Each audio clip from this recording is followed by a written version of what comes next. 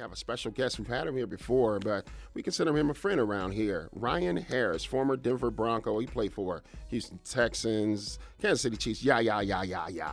but let's talk about.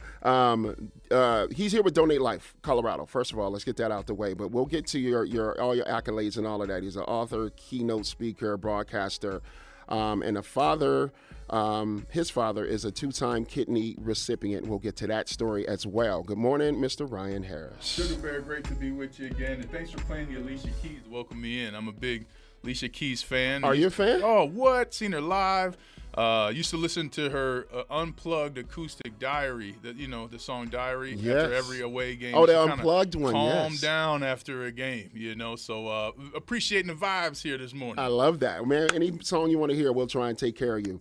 Okay, August 1st, this is an important day today. Donate Life Colorado. Please tell the people the organization that you represent, because this is some amazing work that you guys are doing. Yeah, Donor Alliance is a fantastic organization, and DonateLifeColorado.org/unity is where you should go, as it is the National Multi-Ethnic Donor Awareness Month. We just finished the 25th annual Donor Dash, had over 5,000 people at Wash Park, and Sugar Bear, it's crazy because there are recipients of organ, eye, and tissue donation whose stories they can tell you. They've been able to be fathers and grandparents and travel the world because of the gift of someone.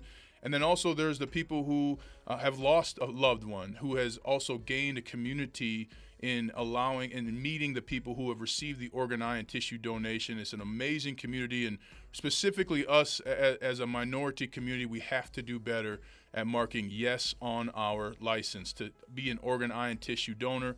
All the three major faiths allow for this, and it's something that has changed my life personally, with my father having now 2 kidney transplants. Yeah. And I feel everybody's two stories removed from somebody who has had an either liver transplant or kidney transplant, and it's something that we can do to help each other be successful, and especially after we're gone.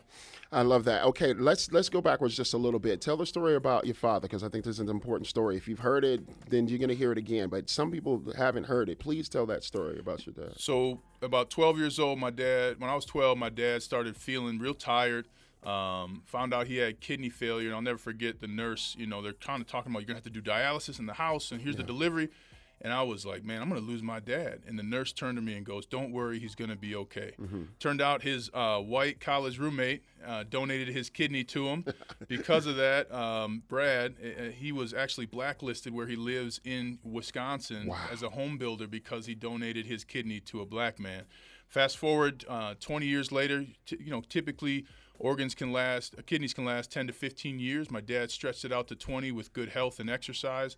And then actually my father-in-law donated his kidney in a match program. So he gave his kidney to somebody because he matched that, and then that person's loved one gave their kidney to my father. Wow. And so now my father now has 4 grandchildren, my 3, my sister had her first son. She's a doctor, OBGYN out at Harvard.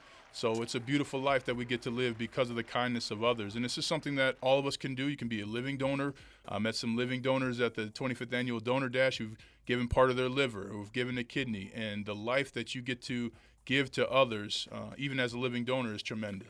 Tell us some of the numbers here about Colorado and, how disproportionate it is for us of color, right, to be marked as donors, and what that means here for our city, our state. Well, there are 1,300 Coloradans right now that are waiting for an organ, eye, and tissue donation, going to dialysis and different things, 5 hours, 3 times a week. But 60% of those are here in Colorado are ethnic minorities. Wow. So we are over 600 of us are waiting right now for organ, eye, and tissue donation. There's a whole other conversation about the medical field and how hard it is for African Americans and Latinos to get an organ, eye, or tissue donor. So it's something that we all can do by marking yes on our license plate, and each and every one of us can save up to 75 lives by just clicking yes and being an organ, eye, and tissue donor. Why, Ryan, do you think that a lot of people are afraid to mark yes on to be a organ donor, especially people of color? I think we all want the open casket, we all want the open casket, which you still get, what I mean, and all things like that. But there's just no education, right? Gotcha. And I think we saw this in COVID. We've seen this multiple times, especially as African Americans, where the healthcare system does not really work for us. And so There's a lot of obstacles to education, and that's why I'm a part of Donor Alliance and Donate Life Colorado, so that I can help educate people about the fact that we, as every color and race and creed, needs organ, eye, and tissue donation, and it's something we need to talk about and educate so it becomes normalized, as many of us will need an organ, eye, or tissue donation in the course of our life. Now, that kind of explains a little bit why this is important, but I want you to expound on that a little bit, and especially for you personally, why this is important. You just told the story about your dad, and now you're doing this great work. Why is this so important to you, and that you put a lot of your heart and energy into this effort? The stories and people I know who, when in dire need, were sufficed by a total stranger. I mean, you're talking about reinforcing faith. You're talking about reinforcing community. You're talking about selfless actions of love that have deep impact long beyond your intentions. Yeah. And specifically for me, seeing the joy that the families who've lost loved ones get from having a community, from being able to provide for someone even when they're at such a deficit in their personal life. One young man, he was unfortunately struck by a drunk driver, and his parents made the tough decision to donate his organs. And they have since, put their ear to the heart of the person who took their son's heart. They've walked with the person who took their son's knee ligaments. I mean, these are stories that you can't even make up if you were a movie director. Right. And each and every one of us has this power to influence lives. And we have to talk about the fact that this is a health need in our community. Again, over 600 Latinos and African Americans are waiting for an organ, eye, or tissue donation in Colorado today.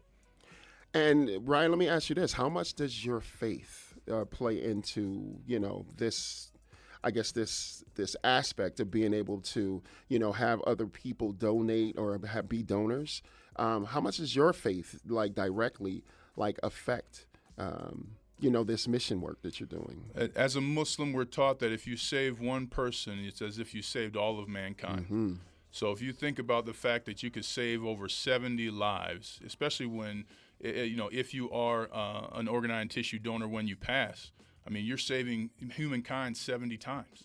And again, this is not talking about the day-to-day. I mean, my father now doesn't have to come to Colorado and do 5 hours of kidney dialysis and just see his grandchildren for a minute while he goes before taking a nap for 3 hours. He gets to take them to Elitch's, take them to the mountains, take them to games, and do things with them and not think about their health. It's a tremendously life-changing power. It's a gift that we can all give, and it's something that I've seen firsthand creates community, increases faith, and really puts us on a path to success. Creates community. That's the part, and that's why you're here today. This is what this is about. Okay, National Multi-Ethnic Donor Awareness Month. Now, how can people here who are listening right now get involved? What can they do? Learn more first. Go to donatelifecolorado.org/unity. If there's ever a time we needed unity, it's now. Yes. That's donatelifecolorado.org/unity. donatelifecolorado.org/unity. Find out more. Find out about our community. Find out about the needs and the different ways in which you can help. And more than anything, when you go to the DMV, you get your license, mark yes to organ, eye, and tissue donation to be a supporter of our community while you're here and far beyond when you're gone. I love that. And one last message to everyone. I mean, hopefully they can pick and choose some of the things you said, but what's a message for anyone out there who's afraid to do this? They're not sure, especially if you are of color and we're trying to bring this awareness. What's some last message for them? Because they're like, I don't want to do that. I'm scared. I'm afraid. Join a new community that will provide for you the education and support you need, not only to be comfortable, to mark yes on your driver's license, but also to be comfortable in knowing what health options you have, what are things you may need in the future, what are resources you can use, what are hospitals that specialize in something that may be in your family's history that nobody's seen a doctor about.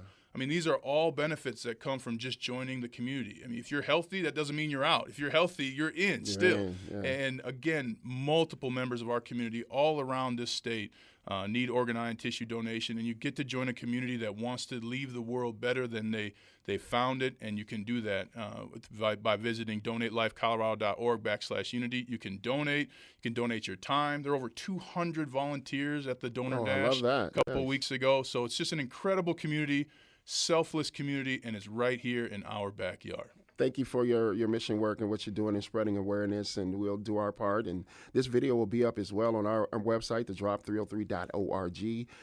So thank you for your time today. Great to see you, Sugar Bear. Yeah, but before we get out of here, we got to talk Broncos real quick. Yeah. What is going to be this year? Talk to us. What you thinking? I think you got about 8 to 9 wins. You'll see me on the broadcast in the preseason, but I'll tell you what, you got that man, Patrick Mahomes, in the division. Yeah, so, that man. and then you got Harbaugh coming at the Chargers. But I've been to practice a couple times already. It's really amazing to see the increase in talent the Broncos have had. But you're going to have a tough slate. You got the Steelers on that schedule. I mean, the AFC is a monster. And as a player, you look for those opportunities, right? Yeah. I want to go against the Chiefs twice. Yeah. I want to get the man. I want to beat the man to be the man. So in the face of a tremendous obstacle, being in the AFC West and in the AFC, the Broncos have a great shot with a great young quarterback in Bo Nix to really find out and test themselves throughout the season, so that hopefully they can be a wild card spot, have a ton of experience and confidence going into the playoffs. And go from there. Bo Nix does look like that guy. He's going to be okay. And you have seen Patrick Mahomes. Is he really that guy? He is that guy. Like, really, for real? And number one, he's got the best offensive mind. I mean, I played for the Chiefs. Andy Reid was the coach. You know, he does brutal training camps. Ones go 16 reps in a row. Most other teams, ones go 6 reps. I mean, there's just a different mentality there. And the biggest thing that I learned from playing with Peyton Manning and Ben Roethlisberger is what Patrick Mahomes has. He does not care the score. He is winning this game. Gotcha. And you cannot stop him. And you saw that in the last Super Bowl. Young teams, they think, hey, the Super Bowl is one game. No, it's not. It's 2 games. One game is the first half. Second game is the second half. Wow. Chiefs came out, showed that total complete package and won the game. Patrick Mahomes does not enter a game thinking he will lose. He spends 0 time thinking about it. Peyton Manning spends 0 time thinking about losing. They put all their effort to winning, and that's why it's no surprise they do. Man, this man is, you hear the knowledge that he's spitting right here. You can see him on his broadcast. Make sure you check him out for that as well. But thank you for sharing your information.